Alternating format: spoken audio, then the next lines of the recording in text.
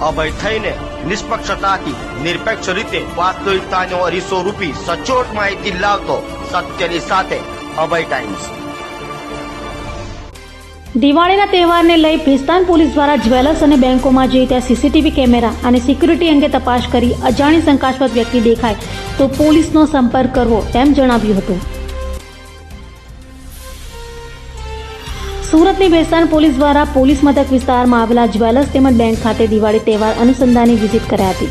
અને જ્વેલર્સની દુકાનમાં CCTV camera ચાલુ રાખવા અજાણી શંકાસ્પદ વ્યક્તિ આવે તો તુરંત જ પોલીસનો સંપર્ક કરવો, દુકાનમાં કામ કરતા કર્મચારીઓના જરૂરી ડોક્યુમેન્ટ